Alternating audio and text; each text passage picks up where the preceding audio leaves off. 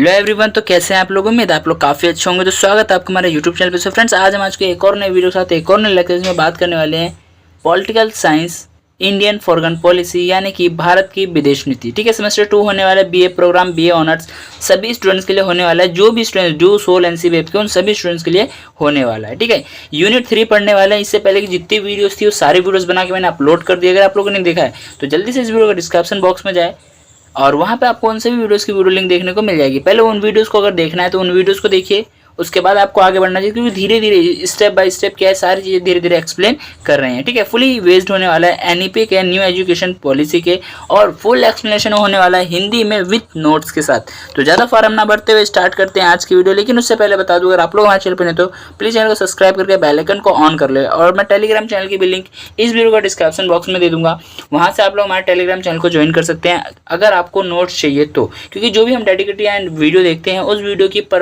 जो proper notes है वो आपको टेलीग्राम चैनल पर ही देखने को मिलेगी। तो ज़्यादा फॉर्म ना भरते हुए स्टार्ट करते हैं आज की वीडियो।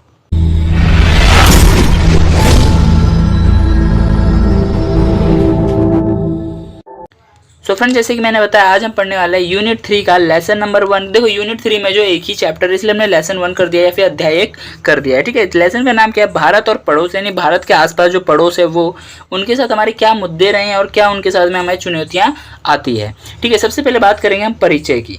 भारत के भौगोलिक स्थिति बहुत अनूठी है। जो भारत की जो भौगोलिक स्थिति है बहुत ज़्यादा अनूठी है, क्योंकि ये दक्षिण एशिया के प्रमुख देशों के साथ सीमा साझा करती है। क्योंकि ये दक्षिण एशिया के साथ में क्या करती है, प्रमुख सीमा जो साझा करती है, अपना साझा बांटती है। भारत अपने अधिकांश पड़ोसी देशों के साथ समान संस्कृत, भाषा और ऐतिहासिक संबंध भी साझा करता है। जो भारत है ये अपने अधिकांश जितने भी पड़ोसी देश है उनके साथ में अपना क्या कर रहा है, समान संस्कृति यानी अपनी कल्चर को प्लस भाषा को क्या करती है, एक दूसरे के साथ में साझा करती है, और जो ऐतिहासिक संबंध है उसको भी साझा करने का कार्य करती है। भारत अपने कई पड़ोस देश जैसे श्रीलंका और अन्य राज्यों के साथ ब्रिटिश साम्राज्य के तहत अपने बेसिक शासन के अधीन था। यानी कि जिस तरीके से बाकी देश जो थे हमारे ब्रिटिश शासन के अधीन था, उसी तरीके से जो हमारा भारत देश था ये भी श्रीलंका और अन्य राज्य के साथ ब्रिटिश साम्राज्य के तहत अपने बेसिक जो शासन के अधीन था। कौन, यानी कि हमारा इंडिया भी क्या था, अंग्रेजों के गुलामी कर चुका है, यानी अंग्रेजों का शासन हमारे इंडिया पर भी रह चुका है।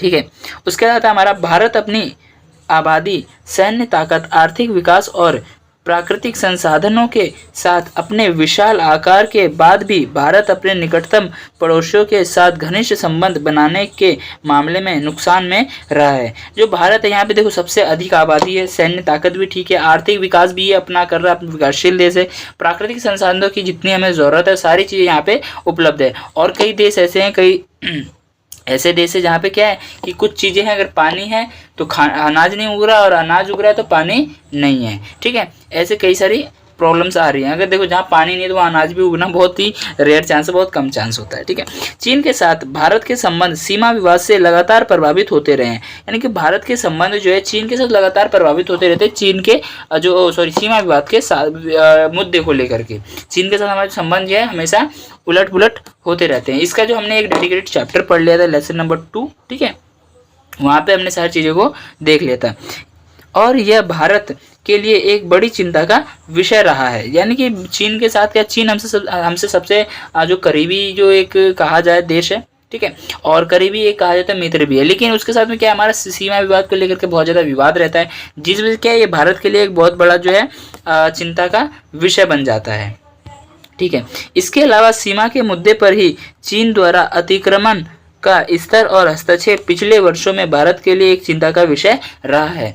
क्योंकि जो चीन है वो क्या कर रहा है, दिन प्रतिदिन अपनी सीमा, अपनी क्षेत्र सीमा को बढ़ाने के होड़ में लगा हुआ है, और हमारे इंडिया के कुछ हिस्से को वो कवर करता जा रहा है, जिससे कह रहा है कि वो जो हस्तक्षेप कर रहा है हमारे, यानी कुछ वर्षों में हस्तक्षेप जो क्या है ये भारत के लिए एक चिंता का विषय रहा है।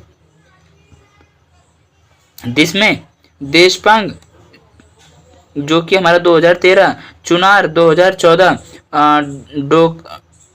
डोकलामा 2017, गलवान 2020 और लद्दाख शामिल है। ये सभी क्या है, ये सभी हमारे युद्ध हुए थे। ठीक है, जो कि हमने पहले चीन वाले चैप्टर में पूरा एक्सप्लेन कर लिया। देपसांग जो हुआ था 2013 में हुआ था, चुनार जो है 2014 में, डोकलामा 2017, गलवान 2020 में हुआ था, जो हमें अभी हाल ही वर्षों में हुआ है। यहाँ पे हम उसी की बात कर रहे हैं। क्लियर है, ठीक है। यह घटनाएं भी तब हुई हैं जब दोनों पक्ष लगातार उच्च स्तर के दौरे कर रहे थे। यानी कि ये जो घटनाएं हुई है, ये जो युद्ध हुई है, उस समय पे हुई है जब ये दोनों देश, भारत और चीन, दोनों देश क्या कर रहे थे, अपने उच्च स्तर पे थे, यानी कि मित्रता को बढ़ा रहे थे, प्लस अपने विकास पे अच्छा प्रोग्रेस कर रहे थे। उस टाइम पे ये युद्ध हुए हैं। और जब युद्ध होता है तो एक देश की आर्थिक स्थिति वैसे ही खराब हो जाती है, ठीक है। अब आता है हमारा सीमा विवाद। सीमा विवाद का एक पुरानी टॉपिक है, उसको देख लेते हैं। भारत चीन सीमा वार्ता का इतिहास 1960 के दशक से जुड़ा हुआ है। यानी भारत चीन का जो वार्ता है या विवाद चल रहा है, वो कब से चल रहा है, 1960 के दशक से ही चल रहा है। जो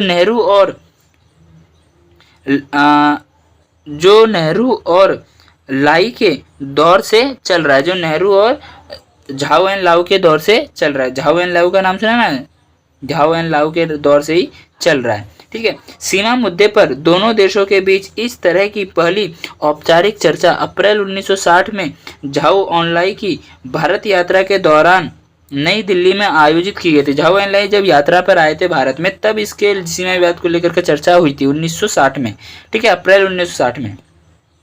यह वार्ता मतभेद को हल करने में विफल रही। ये जो वार्ता थी या फिर वाद विवाद था, डिबेट था, ये क्या हुआ, ये विफल रहा, यानी कि असफल रहा। दोनों देशों ने अब सीमा मुद्दे पर बातचीत शुरू करने का फैसला किया। दोनों देशों ने क्या अपने सीमा मुद्दे पे बातचीत करना शुरू किया। 1960 में बीजिंग और रंगून में भी ऐसे दो चर्चाएं हुई, लेकिन दोनों देशों के बीच 1962 के युद्ध के प्रकोप ने अगले 2 दशकों के लिए सीमा मुद्दे पर चल रही वार्ता को रोक दिया। यानी कि जब इनका युद्ध हुआ था 1960-62 के आसपास जो युद्ध हुआ था, उसके दौरान क्या हुआ थी, जो वार्ता होने वाली थी, ठीक है, 1962 में जो वार्ता होने वाली थी, जो वार्ता होने वाला था, उसको क्या कर दिया, दोनों देशों ने टाल दिया, कुछ वर्षों के लिए या कुछ टाइम के लिए, ठीक है। जून 1981 में जब चीनी विदेश मंत्री हुआंग हुआ ने नई दिल्ली का दौरा किया तो इस विषय को कुछ महत्व दिया गया। यानी कि सीमा विवाद में जब हमारा जो हुआंग हुआ था, जब इसने नई दिल्ली की यात्रा किया, दौरा किया, तो इस मुद्दे को, यानी सीमा विवाद के मुद्दे को क्या किया, थोड़ा महत्व दिया गया। 1981 से 1987 तक 7 और दौरा आयोजित किया गया। यानी 1981 से लेकर के 1987 तक में, ठीक है, यानी कि 6 वर्षों में 81, 82, 83, 84, 85, 86, ठीक है, और 87, यानी कि 7 देशों में 7 सालों में क्या कर दिया गया, 7 दौरे, यानी 7 दौरे को आयोजित किया गया। लेकिन भारत और चीन सीमा विवाद के समाधान के लिए सामान्य आकांक्षाओं को व्यक्त करने के बावजूद कुछ भी ठोस हासिल नहीं हुआ। यह सहमति नहीं बन पाई, या फिर सहमति नहीं बन पाई, ठीक है। सीमा विवाद ने फिर से ध्यान आकर्षित किया जब दोनों देश इस मुद्दे को हल करने के लिए 1988 में संयुक्त कार्य समूह JWG बनाने पर सहमत हुए। JWG क्या था, एक समझौता था, ठीक है, जिसको बनाने पे ये लोग सहमत हुए थे। 1988 से 2003 तक JWG तंत्र के तहत लगभग 15 दौरे की वार्ताएं आयोजित की गई। 15 दौरों की आज यात्रा जो थी आयोजित की गई। विश्वास बहाली के उपायों CBM ने JWG की शुरुआत वार्ता के एजेंडा को प्रभावित किया। यानी कि ये जो इसमें क्या था, विश्वास बहाली की जो यात्रा थी, ठीक है, जो उपाय लगा गया था, तो उसने क्या किया, CBM जो था, CBM को क्या किया, JWG ने शुरुआती वार्ता के एजेंडा को बहुत ज़्यादा प्रभावित किया था। यानी बहुत ज़्यादा क्या इसमें हमें सुधार देखने को मिला था। 2003 की सीमा वार्ता के बाद से 2003 की सीमा वार्ता के बाद से विशेष प्रतिनिधि ने भारत चीन द्विपक्षीय संबंधों में महत्वपूर्ण भूमिका निभाई है। पिछले कुछ वर्षों में उन्होंने दोनों के बीच 457 किलोमीटर लंबी वास्तविक नियंत्रण रेखा पर किसी भी बड़ी हिंसा को रोकने में महत्वपूर्ण भूमिका निभाई है। 2003 से लेकर के जो 2003 की जो सीमा वार्ता थी, उसके बाद से विशेष प्रतिनिधि ने क्या किया, भारत चीन द्विपक्षीय जो संबंध है, इन दोनों में जो संबंध है, इस संबंध को महत्वपूर्ण भूमिका निभाई है, इस संबंध में महत्वपूर्ण भूमिका निभाई है। पिछले कुछ वर्षों से उन्होंने क्या किया है, तकरीबन 457 किलोमीटर के लमसम के दायरे में क्या क्या कोई भी युद्ध या फिर कोई भी हिंसा ना हो, उसके रोकने के लिए उन्होंने क्या किया, महत्वपूर्ण अपनी भूमिका अदा की है या फिर भूमिका निभाई है। इतना क्लियर है, ठीक है। अब आता हमारा नेक्स्ट पॉइंट है, भारत चीन सीमा विवाद को तीसरे पक्ष के परामर्श से संबंधित किया जाएगा। यानी जो भारत चीन का जो सीमा विवाद था वो क्या है, तीसरे पक्ष के परामर्श से संबंधित किया जाएगा। यानी परामर्श यानी उससे तीसरे जो वार्ता होगी उससे जोड़ करके इसको संबंधित करके किया जाएगा, ठीक है। और ये किसके साथ किया जाएगा, ये हमारे जो वार्ता की जाएगी किसके साथ, भूटान, म्यांमार और अरुणाचल प्रदेश के साथ में किया जाएगा या फिर इनके साथ मिलके कार्य किया जाएगा।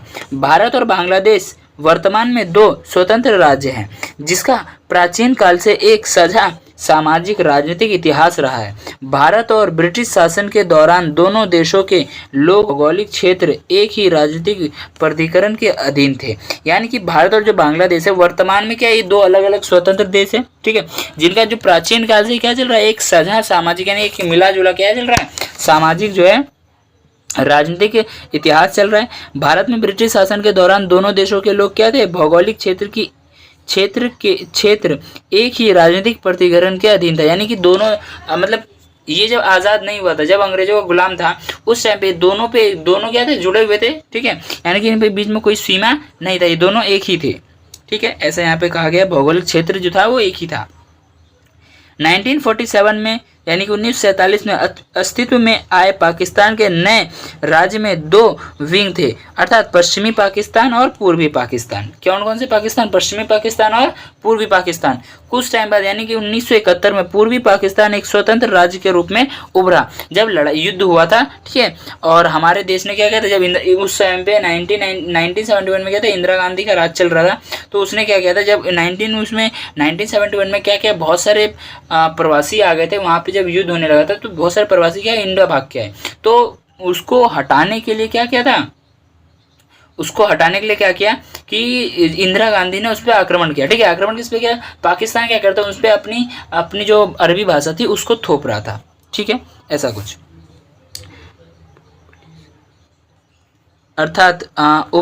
अर्थात पीपुल्स रिपब्लिक ऑफ बांग्लादेश पूर्वी पाकिस्तान के लोगों द्वारा अपने पश्चिमी विंग में स्थित पाकिस्तान राज्य की शक्ति केंद्र के खिलाफ छेड़े गए मुक्ति युद्ध के कारण था। यानी कि जो उनका जो ऊपर जो थोपा जा रहा था, जो भी नियम कानून थोपे जा रहे थे पश्चिमी पाकिस्तान के द्वारा, उससे निकलने के लिए ही क्या था, उनका ये जो था पहला कदम था, ठीक है। मुक्ति, ये जो युद्ध थी क्या थी, एक मुक्ति की युद्ध थी या स्वतंत्रता की युद्ध थी। पाकिस्तान के निर्माण की शुरुआत से ही भाषा और अन्य सामाजिक सांस्कृतिक इतिहास के आधार पर इसके पश्चिम और पूर्व विंग के लोगों के बीच विरोधाभास थे। यानी कि जो पाकिस्तान का जो निर्माण हुआ था, तो शुरुआत से ही क्या था, भाषा, देखो पूर्वी पाकिस्तान वाले अलग भाषा बोलते थे, पश्चिमी पाकिस्तान वाले अलग भाषा बोलते, तो भाषा को लेकर के अन्य सामाजिक सांस्कृतिक इतिहास के आधार पर क्या है, इनके पश्चिमी और पूर्वी विंग के लोगों के बीच में क्या था, विरोधाभास था, यानी अलगाव था या फिर क्या था, भेदभाव था। भारत से पाकिस्तान बांग्लादेश का प्रारंभिक अलगाव, यानी कि अभी हम वर्तमान बात करते हैं बांग्लादेश, ठीक है। भारत से पाकिस्तान का प्रारंभिक अलगाव मुख्य रूप से धर्म पर आधारित था। यानी कि भारत से जो पाकिस्तान अलग हुआ था या फिर बांग्लादेश अलग हुआ था, वो किस पे हुआ था, देखो जो हमारे देश का जो बंटवारा किया गया था वो किसके आधार पर हुआ था, धर्म के आधार पर हुआ था, ठीक है। जहाँ पर जिसकी बहुसंख्या ज़्यादा है, ठीक है, जहाँ पे जौन से हिंदू धर्म के ज़्यादा, तो उसको इंडिया में मिला दिया गया जहाँ पे होते। अब तो कई राज्य ऐसे थे, जैसे कि मान लो ये मान लेते हैं इंडिया है, इधर देखो जहाँ पे क्या है, हिंदू की संख्या यहाँ ज़्यादा थी, यहाँ मुसलमानों की संख्या ज़्यादा थी, यहाँ हिंदू की ज़्यादा संख्या थी, यहाँ हिंदू की ज़्यादा संख्या थी, तो क्या कहा, उसके आधार पर क्या किया इन्होंने, यहाँ मुसलमानों की, तो उसी के आधार पर इन्होंने बांटा।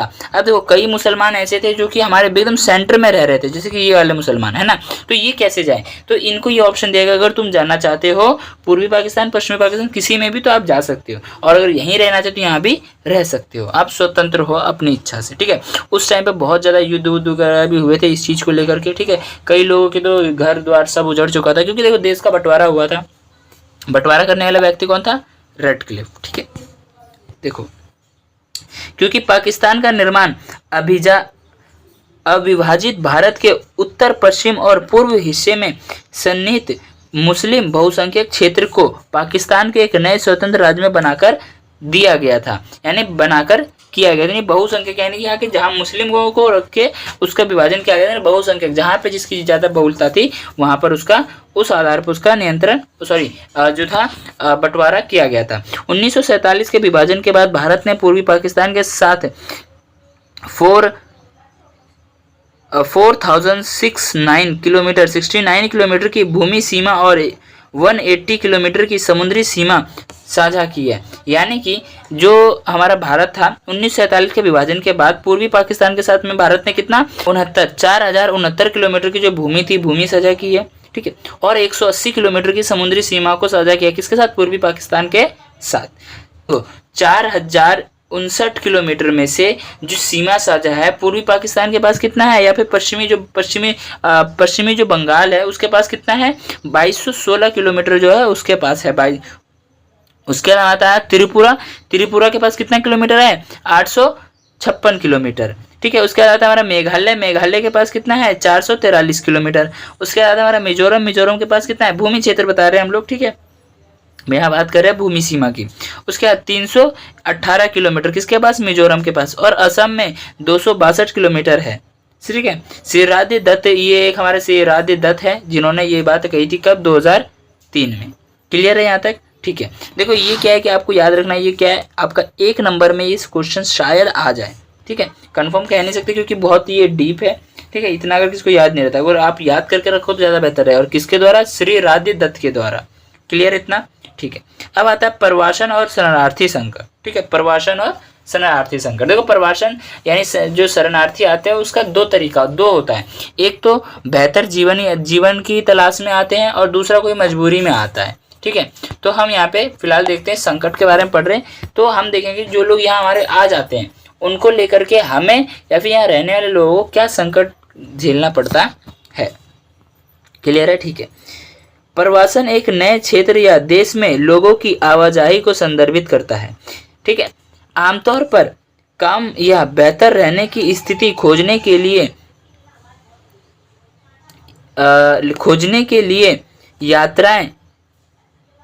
यात्राएं करना एक प्राचीन घटना है, ठीक है। यानी कि जो प्रवासन क्या है, एक नए क्षेत्र या देश में लोगों की आवाजाही को संदर्भित करता है, यानी आने जाने को अंकित करता है। आमतौर पर अगर बात करें, ठीक है, तो बेहतर रहने की स्थिति यानी कि अपनी बेहतर जीवन याचना या फिर जीवन बिताने के लिए हम क्या कर रहे हैं, अच्छे यात्राएं करते हैं, एक जगह दूसरी जगह जाते हैं, ठीक है। ये क्या है, प्राचीन समय से ये जो घटना चलती आ रही है। ये स्वैच्छिक और मजबूरी दोनों ही हो सकता है। ये क्या है, ये हम अपनी स्वेच्छा से भी आ सकते हैं और इसमें मजबूरी भी होती है। बाढ़ की वजह से आ गए, किसी का आक्रमण हो गया तो उसके वजह से हमारा सब कुछ नष्ट हो गया तो बोलते चलो यार कहीं और चल लेते, है ना। ऐसा बेहतर अवसर की तलाश में या तो स्वैच्छिक रूप से किसी अन्य देश में जा सकते हैं, ठीक है। बेहतर स्थिति की तलाश में, अच्छे जीवन की तलाश में हम अपने स्वैच्छिक यानी अपने मन से खुद से स्वयं से जा सकते हैं दूसरे देश में। या फिर आमतौर पर प्रवासन जो होता है बलपूर्वक होता है। जो आमतौर पर अगर बात किया जाए तो बलपूर्वक ही प्रवासन होता है। और विशाल पैमाने पर प्रवासन के पीछे प्रमुख कारण अक्सर गरीबी, हिंसा और युद्ध से बचने के लिए होता है। यानी कि जो आमतौर पर अगर हम बात करें इसकी प्रवासन का जो मुख्य कारण रहा है वो क्या रहता है, या तो गरीबी रहती है, ठीक है, या तो पैसा नहीं है, तो बेहतर जीवन की तलाश में हम क्या करते हैं, एक जगह से दूसरी जगह जाते हैं, एक राज्य से दूसरे राज्य में, ठीक है। या तो फिर हिंसा यानी कोई दंगे फसाद हो गए तो उसकी वजह से, ठीक है, या फिर किसी युद्ध की वजह से। क्लियर इतना, ठीक है। लुक्स 1970 के अनुसार लुक्स के अनुसार विद्रोह एक संगठित आंदोलन है। जो लुक्स है उनके अनुसार क्या है, विद्रोह जो है एक जो संगठित आंदोलन है जिसका उद्देश्य विध्वंस और शस्त्र संघर्ष के उपयोग के माध्यम से कानूनी रूप से गठित सरकार को उखाड़ फेंकना है। जो लुक्स है उनके अनुसार क्या है, विद्रोह जो है एक संगठित रूप से एक आंदोलन है, ठीक है, जिसका जो मुख्य उद्देश्य रहता है वो क्या रहता है, विध्वंस मचाना, ठीक है, खानदान से खानदान खत्म कर देना। सशस्त्र संघर्ष के उपयोग के माध्यम से शस्त्रों का उपयोग करके क्या कर देना, संगठित सरकार को, जो सरकार बनी हुई है उसको उखाड़ फेंकना, उसको खत्म कर देना, ठीक है। एंड्रयू एम स्कॉट के अनुसार विद्रोह की एक और परिभाषा जो राजनीतिक पहलू पर आधारित केंद्रित है, यानी कि राजनीति केंद्रित पर आधारित, किस पर, राजनीति पर, ठीक है। भारत में बड़ी संख्या में पलायन होने के कुछ बेहद कारण हैं और यह जनसंख्या की संरचना, आर्थिक आजीविका और लोगों की आंतरिक सुरक्षा के लिए चुनौतियां पैदा कर रहा है। यानी कि जो भारत में जो बड़ी संख्या में जो लोगों का पलायन हो रहा है, आ रहे हैं लोग यहाँ पे, ठीक है, तो इनकी ये क्या हो रहा है, यहाँ पे बहुसंख्यक हो रही है, ठीक है। बहुसंख्यक यहाँ की जो आर्थिक आजीविका आर्थिक संरचना है वो बहुत अच्छी है। आजीविका और लोगों की जो अंतरिम सुरक्षा है उसको लेकर के भी बड़ी सारी चुनौतियां हो रही, क्योंकि देखो बाहर से जो लोग आएंगे, देखो अब यहाँ पे मान लो कहीं पे कोई जगह है, एक मैं थोड़ा यहाँ पे साफ कर लेता हूँ, हाँ मान लो कोई एक जगह है, यहाँ पे 10 लोग काम करने की रिक्वायरमेंट है, ठीक है। हमारे यहाँ पे कितने लोग रह रहे हैं, दिल्ली में पहले से कितने लोग रह रहे हैं, 20 लोग रह रहे हैं, ठीक है, 20 लोग ये रह रहे हैं, तो यहाँ पे 10 लोग काम पे लग जाएंगे और क्या करेंगे, 10 लोग कहीं और काम कर लेंगे। लेकिन अगर यहीं पे, अगर यहाँ 10 लोग की नीड और यहाँ पे लोग कितने खड़े हो जाए, 50 खड़े हो जाए, 40 खड़े हो जाए, तो कितने को, 10 को जॉब मिलनी है, 30 लोग क्या रहेंगे, बेरोजगार रहेंगे। उनकी पूर्ति के लिए, उनकी पूर्ति करना ये क्या है, एक हमारे लिए कि उन लोगों को खाना देना, भोजन, रहने का हमें 3 चीज़ें चाहिए होती है, मकान, देखो छत, कपड़ा और खाना, भोजन, घर और कपड़ा, ये 3 चीज़ें हमारी जो है बेसिक नीड है, जो हमें चाहिए ही चाहिए। तो इस नीड को देखते हुए इन 30 लोगों की जो ज़रूरत है, जो नीड है, उसको पूरा करना क्या है, हमारे लिए एक चुनौती तो है ना, ठीक है। अफगानिस्तान, श्रीलंका, म्यांमार, पाकिस्तान, बांग्लादेश के शरणार्थी अवैध अप्रवासियों को भारत में शरण मिली है। यानी कि ये कुछ देश हैं, अफगानिस्तान, श्रीलंका, म्यांमार, पाकिस्तान, बांग्लादेश, ठीक है, इनके साथ में क्या है, शरणार्थी जो है ये अवैध रूप से यहाँ पे आए हैं, अवैध रूप से प्रवासियों का जो भारत में शरण लिया गया है। इतना क्लियर है, ठीक है। अब आता है हमारा नेक्स्ट पॉइंट क्या है, ईस्ट पॉलिसी, यानी कि एक्ट ईस्ट पॉलिसी, भारत और पड़ोस, यानी कि अब भारत और पड़ोस के साथ में देखेंगे, हमने एक पॉलिसी बनाई थी, ठीक है। कौन सी पॉलिसी का नाम क्या था, एक्ट ईस्ट पॉलिसी, भारत और पड़ोस। एक्ट ईस्ट पॉलिसी भारत की एक महत्वपूर्ण कूटनीतिक राजनीति है जो पूर्वोत्तर एशिया और दक्षिण पूर्व एशिया के साथ संबंध को महत्वपूर्ण करने पर केंद्रित है। यह नीति 2014 में प्रधानमंत्री नरेंद्र मोदी के नेतृत्व में लॉन्च की गई थी और इसका उद्देश्य भारत के पूर्वी पड़ोसी के साथ आर्थिक, सांस्कृतिक और राजनीतिक संबंधों को गहरा करना था, यानी मजबूत करना था। प्रमुख उद्देश्यों में क्या क्या शामिल है वो देख लेते हैं।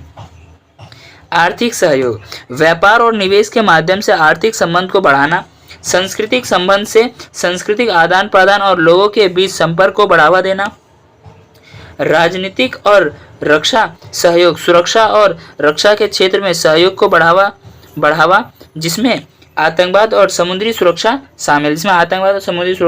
शामिल है। उसके बाद कनेक्टिविटी, इनके बीच में क्या कनेक्टिविटी है, क्या अपनापन है, ठीक है। भौतिक और डिजिटल कनेक्टिविटी को सुधार, जिसमें सड़क, रेल और समुद्री मार्गों का विकास करना, ठीक है। कनेक्टिविटी यानी कि इस देश से उस देश में जाने के लिए हम लोग क्या कर रहे हैं, एक दूसरे कनेक्ट कैसे हो रहे हैं, ठीक है। उनकी कनेक्टिविटी क्या है, कैसे कनेक्ट होंगे उसके साथ में, तो क्या करना, डिजिटली कनेक्टिविटी के साथ में हम डिजिटली जुड़ सकते हैं उनसे, ठीक है। क्या कर सकते हैं, सड़क बना सकते हैं, रेल बना सकते हैं, रेल पटरियाँ क्या करते बना सकते हैं वहाँ तक जाने के लिए, ठीक है। अब आता है हमारा नेक्स्ट पॉइंट है भारत और पड़ोस, ठीक है। तो देख लेते हैं भारत के जो पड़ोस हैं वो कौन कौन है, ठीक है। म्यांमार कौन है, म्यांमार के साथ भारत का संबंध राजनीतिक रूप से महत्वपूर्ण है, खासकर उत्तर पूर्वी राज्यों की सुरक्षा और विकास के लिए। काले धन, आतंकवाद और मादक पदार्थों की तस्करी को रोकने के लिए दोनों देशों के बीच सुरक्षा सहयोग बढ़ाया गया है। मादक पदार्थ कौन से होते हैं, ठीक है, तो ये नॉर्मल है, सिंपल भाषा में ज़्यादा एक्सप्लेन करने की जरूरत नहीं है। मादक पदार्थ कौन से होते हैं, नशीले पदार्थ होते हैं, क्लियर है इतना, ठीक है। अब आज हमारा थाईलैंड भी क्या है, हमारा एक पड़ोस है। देखो थाईलैंड के साथ भारत का संबंध व्यापार, पर्यटन और सांस्कृतिक आदान प्रदान के क्षेत्र में महत्वपूर्ण रहा है। पर्यटक यानी कि एक घूमने का क्षेत्र है, आवाज आई है, हम वहाँ पे घूम सकते हैं टूरिज्म के लिए। दोनों देशों के बीच सड़क और समुद्री कनेक्टिविटी को सुधारने के लिए कई परियोजनाएं चलाई गई हैं या चल रही हैं। अब आता है वियतनाम। भारत और वियतनाम के बीच रक्षा और सुरक्षा के क्षेत्र में घनिष्ठ संबंध है। वियतनाम भारत के मेक इन इंडिया पहल में भी एक महत्वपूर्ण साझेदार है। मेक इन इंडिया यानी भारत को बनाने में भी इसका जो वियतनाम है इसका बहुत बड़ा अपना योगदान रहा है। ठीक है, जब हम इसके बारे में डेडिकेटेड टॉपिक पढ़ेंगे तो इसको एक्सप्लेन करेंगे। ठीक है, आसियान देशों। ठीक है, अब आसियान देश कौन से हैं, जिसमें कि हमारे कितने देश शामिल है, 5 देश शामिल है। भारत और आसियान देशों के बीच आर्थिक और सांस्कृतिक संबंधों को मजबूत करने के लिए कई पहल चल रही हैं। फ्री ट्रेड एग्रीमेंट्स और विभिन्न सेक्टोरल सहयोग इन देशों के साथ भारत के संबंध को गहरा कर रहा है।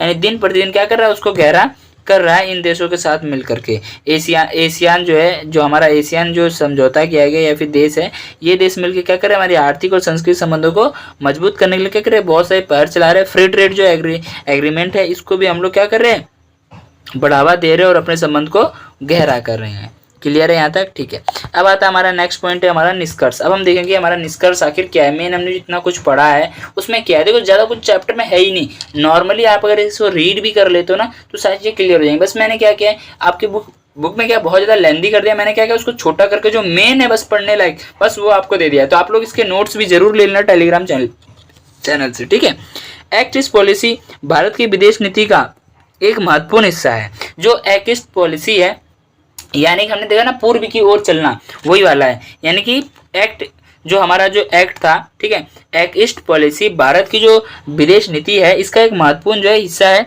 जो एशिया प्रशांत क्षेत्र में उसकी भूमिका को और सशक्त बनाती है। जो एशिया प्रशांत क्षेत्र है उसमें उसकी भूमिका क्या कर रही है, सशक्त बना रही है, मजबूत बना रही है। यह नीति न केवल आर्थिक और सांस्कृतिक लाभ प्रदान करती है, ये जो नीति है ये केवल आर्थिक और राजनीतिक सांस्कृतिक रूप से हमें ये लाभ प्रदान नहीं कर रही है, बल्कि भारत की रणनीतिक स्थिति को भी मजबूत कर रही है। यानी कि ये क्या कर रही है, जो हमारे एक्ट ईस्ट पॉलिसी है भारत की रणनीति जो है उसको भी मजबूत कर रही है, राजनीति को भी मजबूत कर रही है, एक तरह से हम ऐसा कह सकते हैं। कितना क्लियर है? ठीक है, देखो फ्रेंड्स चैप्टर में ज़्यादा कुछ था नहीं, तो आज से जो हमारा चैप्टर था यानी कि यूनिट 3 था वो यहीं पे एंड हो गया। ठीक है, तो मुझे उम्मीद है आपको समझ में आएगा, और कुछ चीज़ अगर समझ में नहीं आए तो एक बार और वीडियो देखना, आपको सारी चीज़ें क्लियर हो जाएंगी। तो आज की वीडियो में इतना ही, अब मिलते हैं नेक्स्ट वीडियो में नेक्स्ट टॉपिक के साथ। तब तक के लिए bye bye, thanks for watching this video.